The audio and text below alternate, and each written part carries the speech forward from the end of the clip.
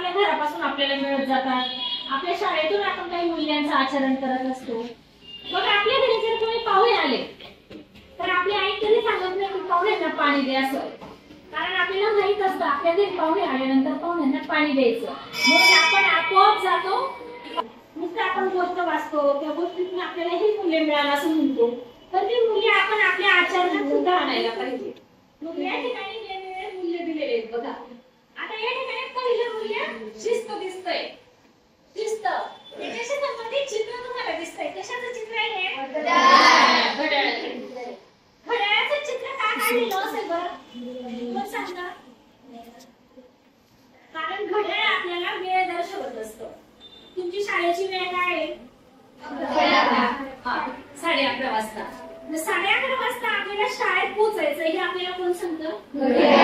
आपल्याला माहित असतं की चला आता 11 वाजले, आता आपली शाळेची वेळ झाली आणि आपण शाळेत जाऊ. म्हणजे त्या ठिकाणी शिस्तीसाठी सिंबल म्हणून या ठिकाणी घड्याळाचं चित्र दिलेलं आहे. ही शिस्त आपण आपल्या शालेय जीवनामध्ये आचरणात आणली पाहिजे. रोज शाळेत वेळेवर यायचं, शाळेचे जे नियम आहेत 2 वेण्या घालणे, गळ्यामध्ये आय कार्ड घालायचं, या सर्व नियमांचं आपण पालन करायला पाहिजे.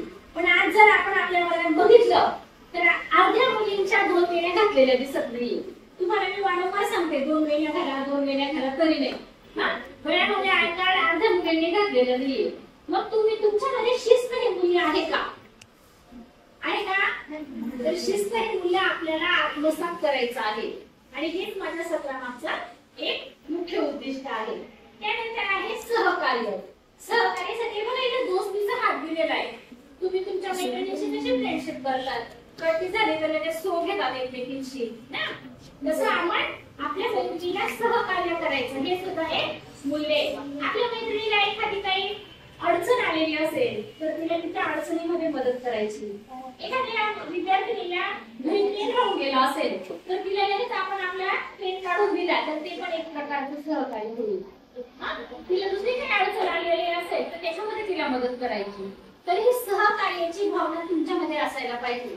पण मी निरीक्षण करते तर तुमच्यामध्ये सहकार्यापेक्षा भांडणच जास्त दिसून येतात. तिने असं केलं, तिने तसं केलं, तिने मला हे दिलं नाही आणि तिने माझं हे घेतलं. तर असं न करता तुमच्यामध्ये सहकार्याची वृत्ती अंगीकारायची. त्यानंतर तिसरं मूल्य आहे पर्यावरण रक्षण. या ठिकाणी झाडाचं चित्र दिलेलं आहे बघा. दिसतंय झाड तुम्हाला? पर्यावरण रक्षणासाठी झाड लावणं अत्यंत महत्वाचं आहे. तसंच आपण एक पेड माँ के नाम हा माननीय प्रधानमंत्र्यांनी आपल्याला हा उपक्रम दिलेला होता. तर सर्व विद्यार्थ्यांनी घरी आईच्या नावाने एक झाड लावलं होतं. त्याचे फोटो पण तुम्ही मला टाकले होते. ते अपलोड करून आपण सर्टिफिकेट सुद्धा मिळवले होते. पण किती मुलींनी ते झाड जगवले? जगवले? शाबास. म्हणजे आहे पण पोटावर मोजणे इतके विद्यार्थी आहेत. म्हणून पर्यावरण संरक्षणासाठी आपल्याला झाडं लावायचे. म्हणून तर झाडं लावून पर्यावरण संरक्षण होईल असं नाही. तर बरेच वेळेला आपण प्लास्टिकच्या पिशव्या वापरतो, प्लास्टिकचे कागद वापरतो आणि ते कुठेही फेकून देतो. प्लास्टिकच्या पाण्याच्या बाटल्या असतात त्याही कुठेही फेकतो. त्याच्याने सुद्धा पर्यावरणाचा ऱ्हास दिसून येतो. आपल्याला ते पण दूर करायचंय. आपण ज्यावेळेला गणपती बसवतो त्यावेळेला गणपतीची आपण प्राणप्रतिष्ठा करतो, पण तेच गणपती कुठेही आपण नदीमध्ये टाकतो त्यावेळेला त्याचं विसर्जन योग्य पद्धतीने होत नसतं. म्हणून आता आपण काय करणार आहे, याच्यापुढे शाडू मातीपासून आपण गणपती बसवणार. मी त्याची काही शाळा पण तुमची घेणार आहे. शाडू मातीचा गणपती बनवायचा आणि त्याचं विसर्जन घरीच मातीमध्ये करायचं. याच्याने सुद्धा आपल्या पर्यावरणाचं संरक्षण होणार आहे. तुमच्यामध्ये मला अजून मूल्य रुजवायचं आहे ते म्हणजे पुस्तक वाचन. पुस्तकाचे चित्र दिलेलं आहे बघा. आपलं वाचन आता फार कमी झालेलं आहे. कारण काय, आपण काय करतो, मोबाईल उघडतो, घरी गेलो का मोबाईलवर बघत बसतो. रील्स बघण्यामध्ये आपला वेळ कुठे जातो आपल्याला सुद्धा कळत नाही. म्हणून आता मोबाईलचा वापर कमी करून आपल्याला वाचनाकडे जास्त लक्ष द्यायचंय. त्याचा पण मी एक उपक्रम तुमच्यावर घेणार आहे. त्याचं नाव असेल मूल्यवर्धन डायरी. त्याचं नाव असेल. या उपक्रमामध्ये मी तुम्हाला जे मूल्यांवर आधारित पुस्तक आहे ते पुस्तक लायब्ररीमध्ये वाचायला सांगेल. ते पुस्तक तुम्ही वाचायचे आणि तुम्ही कोणतं मूल्य अंगीकारलेलं आहे ते वहीमध्ये लिहायचं आणि दुसऱ्या दिवशी इथे येऊन तुम्ही त्याचं प्रेझेंटेशन करायचं की मॅडम आम्ही अशा पद्धतीने हे मूल्य अंगीकारलेलं आहे असं विद्यार्थिनींसमोर तुम्ही सादरीकरण करायचं आहे. त्यानंतर पुढचं आहे न्याय. तराजू दिलेला आहे बघा या ठिकाणी. तराजू कशासाठी असतो? मोजमाप करण्यासाठी असतो. जर दोन्ही बाजूला आपण भाजीपाला घेताना बघतो एका बाजूला माप असतं आणि दुसऱ्या बाजूला वस्तू असते. जेव्हा ते समान पारडे असतात त्यावेळेला तो न्याय झाला. तसा न्याय ही भावना सुद्धा आपल्याला अंगीकारायची आहे. आणि हे सुद्धा मूल्य तुमच्यामध्ये रुजवण्यासाठी न्यायाशी संबंधित गोष्टी तुम्ही अभ्यासायच्या आहेत आणि या ठिकाणी त्याचं सादरीकरण करायचं. त्यानंतर आहे स्वातंत्र्य. पक्षी दिसतोय आणि तो पक्षी उडणारा आहे. तर हा जो पक्षी आहे हा उडणारा पक्षी आपल्याला स्वातंत्र्याचं मूल्य शिकवतो. आपल्याला प्रत्येकाला स्वातंत्र्य दिलेलं आहे. आपल्या भारतीय राज्यघटनेमध्ये न्याय, स्वातंत्र्य, समता, बंधुता हे 4 मूल्य आलेले आहेत. त्याच्यातलंच एक मूल्य आहे स्वातंत्र्य. नव्हे पण स्वातंत्र्य कशाचं आहे? आपल्याला बोलण्याचं स्वातंत्र्य आहे. स्टेजवर बोलण्याचं स्वातंत्र्य तुम्हाला दिलेलं आहे. तुमचं मत मांडण्याचं स्वातंत्र्य आहे. तर ते सुद्धा मूल्य आपल्याला अंगीकारायचं आहे. त्यानंतर आहे समता. या ठिकाणी 3 त्रिकोण दिलेले आहेत बघा. हे जे 3 त्रिकोण आहेत हे समतेचं प्रतीक दाखवलेलं आहे. सारखेपणा.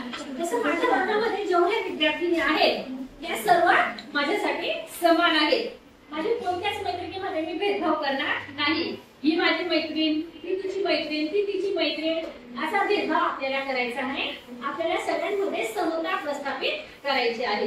हे एक मूल्य झालं. पुढचं आहे बंधुता. इथे हात जोडलेला आहे बघा. बंधुतेचा हात जोडलेला सिंबॉल दिलेला आहे. तर आपल्यामध्ये बंधुभावाचं वर्तन असायला पाहिजे. आपण भारतीय प्रतिज्ञा म्हणतो तेव्हा म्हणतो ना आपण भारत माझा देश आहे, सारे भारतीय माझे बांधव आहे. तर हे बंधुता हे मूल्य आपल्याला आपल्यामध्ये रुजवायचं आहे. त्यानंतर आहे सर्व धर्म समभाव. इथं वेगवेगळे सिंबॉल दिलेले बघा. हे ख्रिश्चन लोकांचं सिंबॉल, हे हिंदूंचं आणि हे मुस्लिम बांधवांचं सिंबॉल आहे. मग कोणत्याही धर्माचा असू द्या तर आपल्याला सर्व धर्म समभाव अशी वागणूक आपल्याला ठेवायची आहे. याच्यासाठी वेगळा उपक्रम मी घेणार आहे.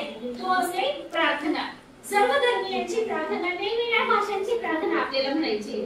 याच्यासाठी मी तुम्हाला हिंदी भाषेची, मराठी भाषेची, संस्कृत भाषेची, इंग्रजी भाषेची अशी वेगवेगळ्या भाषांची प्रार्थना शिकवणार आहे. हा सुद्धा एक मूल्यवर्धनाचा उपक्रम होईल. त्यानंतर आहे नेतृत्व. या ठिकाणी माईकचं चित्र दिलेलं आहे ना. तर आपल्यामध्ये योग्य नेतृत्वाची जबाबदारी आपण स्वीकारायला पाहिजे. नेतृत्व हे मूल्य तुमच्या अंगी बिंबवायचं आहे. मग यामध्ये नेतृत्व कसं करायचं? तर वर्गाची जबाबदारी घ्यायची. माझा वर्ग आहे, मग माझा वर्ग स्वच्छ ठेवण्यासाठी मी सगळ्यांकडून ते काम करून घेईन. याच्यासाठी मी नुसती रुबाब नाही करणार, तर मी स्वतः पुढे जाईल. असं नेतृत्व गुण तुमच्यामध्ये यायला पाहिजे. त्यानंतर आहे करुणा. करुणेसाठी या ठिकाणी पाण्याचे थेंब दाखवलेले बघा. करुणा म्हणजे काय? दुसऱ्याला दुःख झालं तर आपल्याला सुद्धा दुःख झालं पाहिजे. दुसऱ्याला आनंद झाला तर आपण त्याच्या आनंदात सहभागी झालं पाहिजे. माझ्या मैत्रिणीचा पहिला नंबर आला म्हणून मला वाईट वाटेल का? नाही. तर मला वाईट वाटू पण नाही. तिचा आनंद आहे तर आपण सुद्धा त्याच्यामध्ये सहभागी झालं पाहिजे. हे आहे करुणा हे मूल्य. तर या ठिकाणी हे बघा आपण शिस्त, सहकार्य, पर्यावरण रक्षण, पुस्तक वाचन, न्याय, स्वातंत्र्य, समता, बंधुता, सर्व धर्म समभाव, नेतृत्व आणि करुणा असे वेगवेगळ्या प्रकारचे मूल्य पाहिलेले आहे. मूल्यवर्धन सत्रामध्ये मी तुम्हाला सांगितलं की हे मूल्य आपल्या अंगी कसं रुजवायचं आहे आणि याच्याशी संबंधित वेगवेगळे उपक्रम आपण घेणार आहोत. तर तुम्ही सगळेजण त्या उपक्रमामध्ये भाग घेणार ना? हो.